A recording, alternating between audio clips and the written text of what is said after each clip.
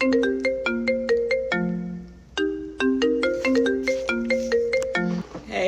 what's up? Heartbreak Yeah, Hotline. so I Angie am doing Stone Angie has passed. Stone. Who was she? There are a What did she lot of do for hip conspiracies hop surrounding and her Neo death. soul? Yes, there could be some validity. I'm just going to provide the facts. hmm It sounded like, she sounded the way Michael Jackson did before he died. I'm just going to be honest. All right, well, don't forget to tune in. Okay. You know, we got to cover heartbreak as well as hotness, so it is what it is. Okay. All right. Good evening, fam. How y'all doing this evening? Tonight is Heartbreak Hotline, and we are suffering from heartbreak because we have lost the great and the beloved and the beautiful Angie Stone. I'm going to go over Angie's life as I do. There are some conspiracies surrounding her death. Um, it's been well covered. I'll touch on it. Okay. Angie Stone was born December 18th, 1961, and she left this earth on March 1st of 2025.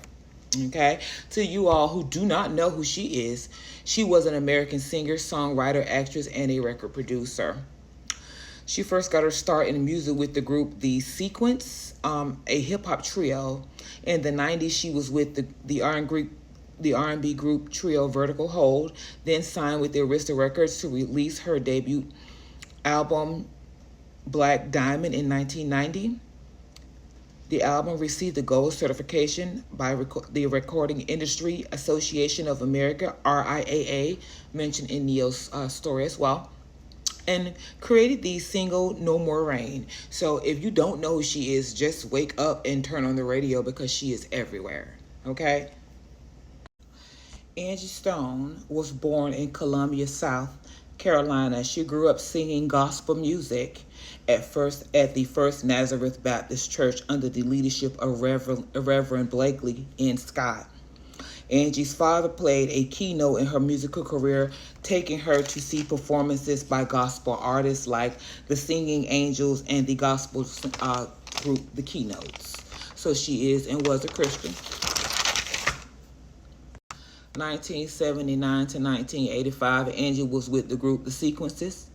When Angie was 16, she formed the group trio The Sequences. They were the second rap group signed to Sugar Hill Records. The group scored a hit, Funk You Up, which reached 15 on the U.S.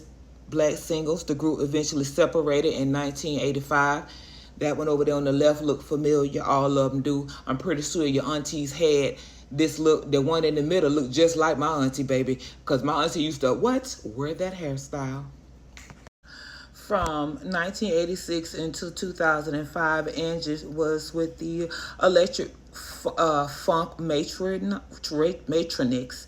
She then became the vocalist of the group Vertical Hold, which is them cited there. The group released several albums between 1985 and 2005, and the group separated in 2005.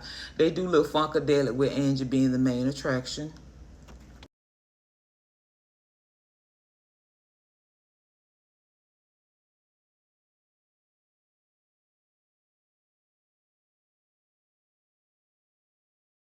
As y'all know, Angie went through her days where she picked up some weight, like everybody do. But she did join the Celebrity Fit Club, and she lost. That was on the fourth season. She lost 18 pounds. She was the second lowest loss in the history.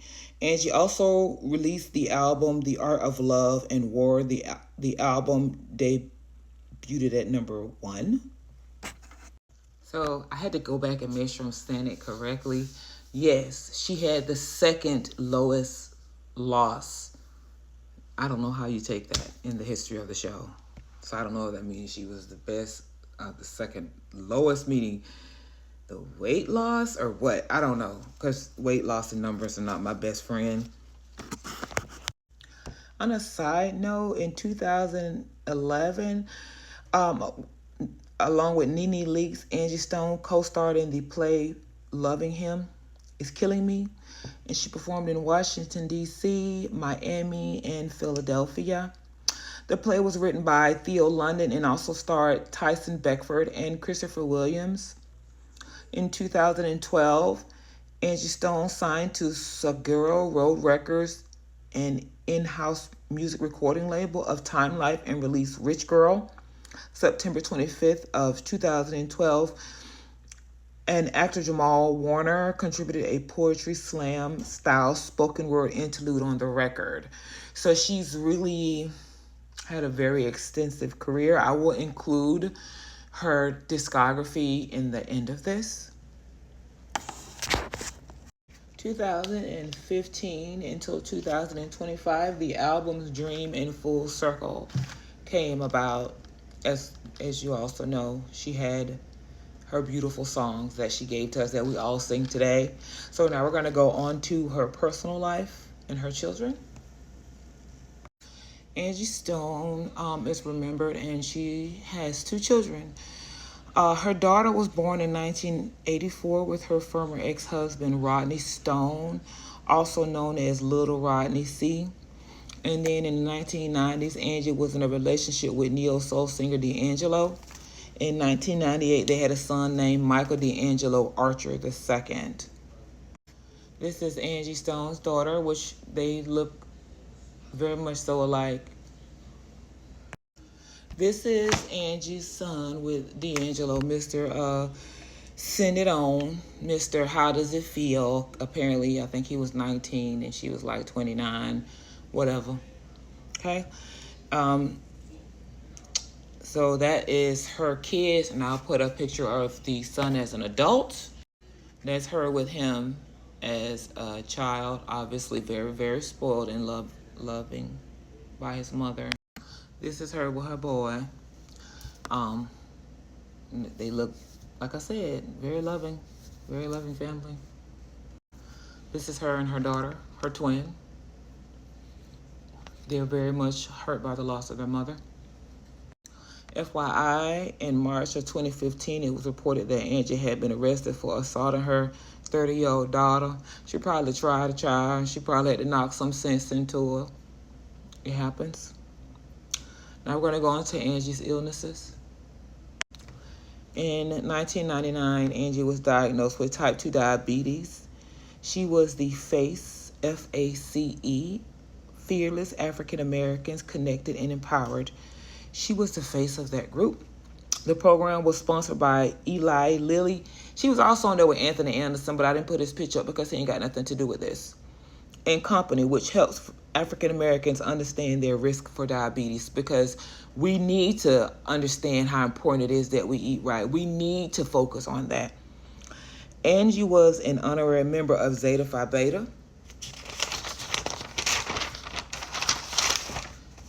And to move forward, I'm going to put a list of her illnesses that she has had, and her battle with her weight, how she handled because diabetes, you have to lose weight. You have to be right.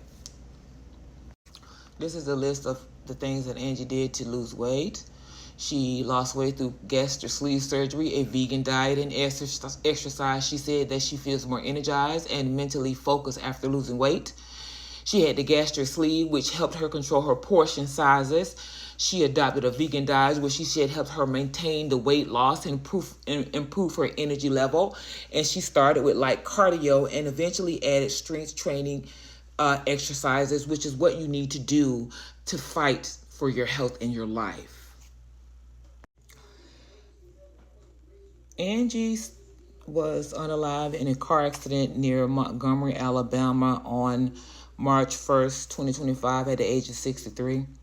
Angie and her band members were traveling in a Mercedes-Benz Sprinter to Atlanta following a Mardi Gras concert in Alabama, which was the car was overturned on an interstate.